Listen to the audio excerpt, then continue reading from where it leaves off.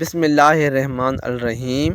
مسلم شریف کی حدیث جس کو اسحاق بن ابی طلحہ نے حضرت انس رضی اللہ تعالیٰ عنہ سے روایت کیا ہے، فرماتے ہیں کہ ایک عورت اللہ کے رسول صلی اللہ علیہ وآلہ وسلم کی خدمت میں سوال کرنے کے لیے حاضر ہوئی۔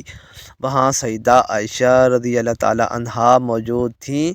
اس عورت نے سوال کرنے سے پہلے کہا، ان اللہ لا یستحیی من الحق، اللہ پاک حق بات سے نہیں شرماتا۔ پھر عرض کیا کہ یا رسول اللہ صلی اللہ علیہ وآلہ وسلم، عورت اگر خواب میں وہ دیکھے جو مرد دیکھتا ہے تو وہ کیا کرے؟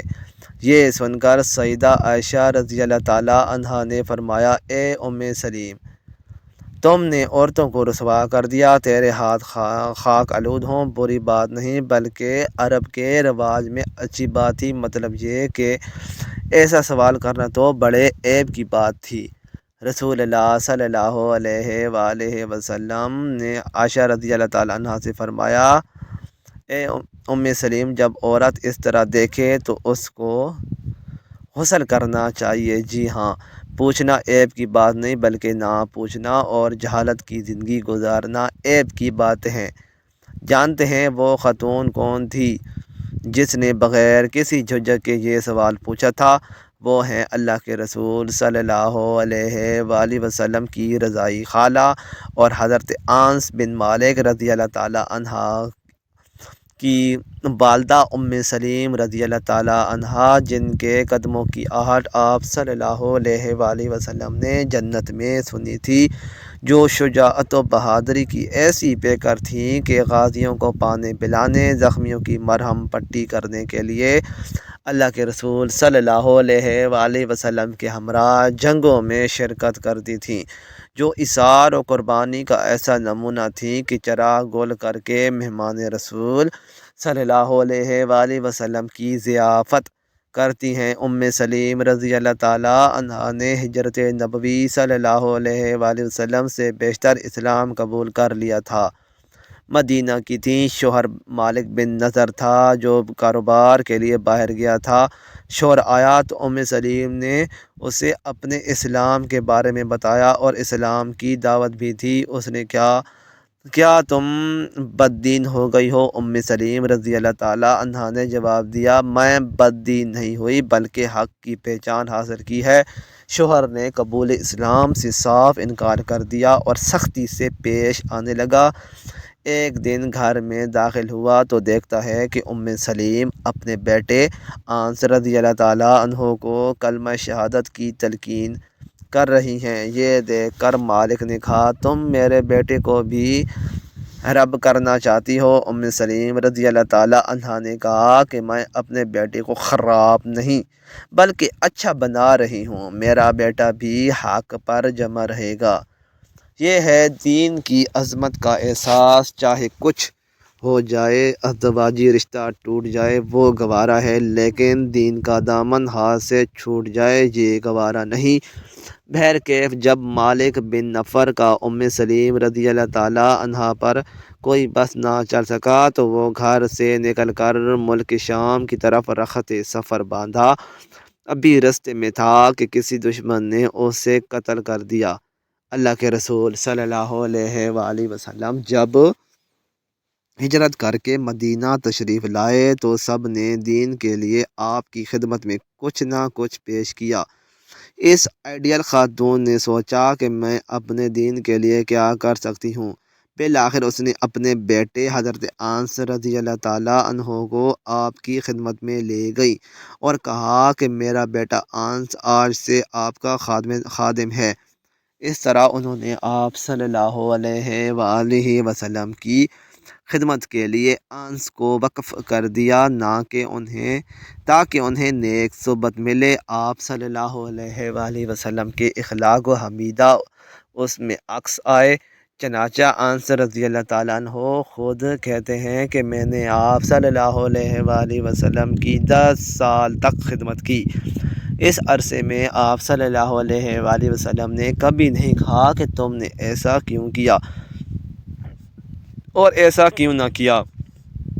ام سلیم رضی اللہ تعالیٰ عنہ ابھی بیوہ تھی۔ مدینہ کے ایک متمول آدمی ابو طلحہ جنہوں نے اب تک اسلام قبول نہیں کیا تھا، ایک دن ام سلیم رضی اللہ تعالی عنہا کے پاس آئے اور انہیں شادی کا پیغام دیا۔ ام سلیم رضی اللہ تعالی عنہا نے بڑی ہوشیاری سے ابو طلحہ کو جواب دیا، ابو طلحہ آپ جیسے آدمی کو رد نہیں کیا جا سکتا، لیکن بات یہ ہے کہ آپ کافر ہیں اور میں مسلمان ہوں، اس لیے میں آپ سے شادی نہیں کر سکتی۔ ابو طلحہ نے کہا تجھے میں مہر بھی دوں گا۔ پوچھا کیا دیں گے؟ ابو طلحہ نے کہا سونے بھی دوں گا اور چاندی بھی دوں گا۔ ام سلیم رضی اللہ تعالی عنہا نے کہا مجھے سونے کی تمنا ہے اور نہ چاندی کی خواہش ہے، ہاں اگر آپ نے اسلام قبول کر لیا تو یہی میرا مہر ہوگا، اس کے علاوہ مجھے کچھ مطلوب نہیں۔ مطلب یہ کہ انکار شادی کرنے سے نہیں ہے، بلکہ انکار اس بات سے ہے کہ آپ مسلمان ہیں۔ اگر آپ اسلام قبول کر لیں تو مجھے آپ سے شادی کرنے میں کوئی اعتراض نہیں ہوگا۔ اور فرمایا کہ اے ابو طلحہ آپ اس بت کی عبادت کرتے ہیں جسے فلاں قبیلے کا حبشی غلام بناتا ہے، اس میں آگ لگا دی جائے تو جل کر خاکستر ہو جائے، اس میں کوئی نفع اور نقصان پہنچانے کی کوئی طاقت نہیں، پھر بھی آپ اس کی پوجا کرتے ہیں۔ ابو طلحہ رضی اللہ تعالیٰ عنہ نے اس مسئلے پر سنجیدگی سے سوچا اور غور کیا۔ بالآخر ایک دن اللہ کے رسول صلی اللہ علیہ وآلہ وسلم کے پاس گئے اور اسلام قبول کر لیا۔ اسی طرح ام سلیم کی رضی اللہ تعالیٰ عنہ کی شادی ہو گئی۔ یہ اسلام کی پہلی شادی تھی جس میں مہر اسلام قبول کرنا طے کیا گیا تھا۔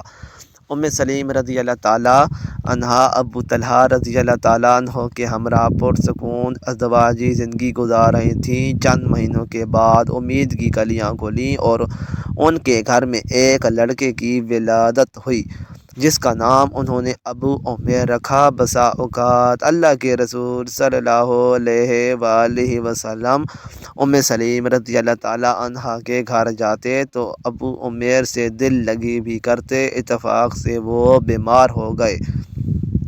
ماں باپ نے دیکھ بھال میں کوئی کمی نہ کی لیکن بیماری بڑھتی گئی۔ ادھر ابو طلحہ رضی اللہ تعالیٰ عنہ کا معمول بن گیا کہ فجر کی نماز اللہ کے رسول صلی اللہ علیہ وآلہ وسلم کے ساتھ ادا کرتے، زوال سے پہلے آتے تو کھانا کھاتے، قیلولہ کرتے، پھر ظہر کی نماز کے بعد جاتے تھے تو آپ کے پاس سے عشاء کے بعد ہی لوٹتے تھے۔ ایک دن جبکہ ابو طلحہ رضی اللہ تعالیٰ عنہ اللہ کے رسول صلی اللہ علیہ وآلہ وسلم کے پاس تھے کہ ابو عمیر کی طبیعت بے حد خراب ہوئی، یہاں تک کہ وہ جان بر نہ ہو سکے اور ان کی وفات ہو گئی۔ ام سلیم رضی اللہ تعالیٰ عنہا نے گھر کے سارے افراد کو رونے دھونے سے منع کر دیا اور پڑوس میں سب سے کہہ دیا کہ دیکھو کوئی ابو طلحہ کو بچے کی موت کی خبر نہ دے، میں خود انہیں بتاؤں گی۔ ادھر بچے کو ڈھانک کر گھر کے ایک کونے میں رکھ دیا۔ پھر انہوں نے ابو طلحہ رضی اللہ تعالیٰ عنہ کے لیے کھانا تیار کیا۔ رات میں ابو طلحہ کچھ لوگوں کے ساتھ لے کر آئے تھے۔ ابو طلحہ رضی اللہ تعالیٰ عنہ گھر میں داخل ہوتے ہی بچے کا حال دریافت کیا تو ام سلیم رضی اللہ تعالیٰ عنہا نے کہا ہو اسکن ماکن، یعنی وہ پہلے سے زیادہ سکون میں ہے۔ شوہر نے سمجھا کہ بچہ شاید ٹھیک ہو گیا ہے اور سو رہا ہے، حالانکہ ام سلیم نے تو یہ طریقہ استعمال کیا تھا۔ ام سلیم رضی اللہ تعالیٰ عنہا نے سب کو کھانا پیش کیا۔ جب کھانا کھا چکے تو لوگ نکل گئے۔ ادھر ام سلیم رضی اللہ تعالیٰ عنہا نہانے، کپڑے بدلے، بناؤ سنگار کیا، خوشبو لگائی اور شوہر کے پاس آئیں۔ حضرت ابو طلحہ رضی اللہ تعالیٰ عنہ کو خوشبو محسوس ہوئی تو جسمانی تعلق قائم کر لیا۔ ذرا غور کریں، ام سلیم رضی اللہ تعالیٰ عنہا ایک عورت ہے جس کے پاس وہی دل تھا جو آج کی عورت کے پاس ہوتا ہے، جس میں بچے کی محبت ہوتی ہے اور بچہ اللہ کو پیارا ہو چکا ہے، لیکن اللہ کے فیصلے پر ایسا پختہ یقین ہے کہ صبر کی چٹان بنی ہوئی ہے۔ بات یہیں پر ختم نہیں ہوتی بلکہ جب رات کا ایک حصہ گزر جاتا ہے اور ابو طلحہ رضی اللہ تعالیٰ عنہ پرسکون ہو جاتے ہیں تو سلیم رضی اللہ تعالیٰ عنہا نے موت کی خبر دینے کے لیے نہایت سنہرا اسلوب اختیار کیا۔ کہا کہ دیکھیں نا، آج عجیب ماجرا ہوا، فلاں آدمی نے فلاں آدمی کا سامان مستعار لیا تھا، آج سامان والے اپنا سامان مانگنے کے لیے آئے تو انہوں نے دینے سے انکار کر دیا۔ ابو طلحہ رضی اللہ تعالیٰ عنہ نے کہا نہیں نہیں، انکار کرنے کا کوئی حق نہیں بنتا۔ یہ دراصل سلیم رضی اللہ تعالیٰ عنہ نے کہا تو پھر آپ کا بچہ بھی آپ کے پاس اللہ کی امانت تھا، آج اس نے اپنی امانت واپس کر لی ہے، چلیے اور بچے کی تجہیز و تکفین کا انتظام کیجیے۔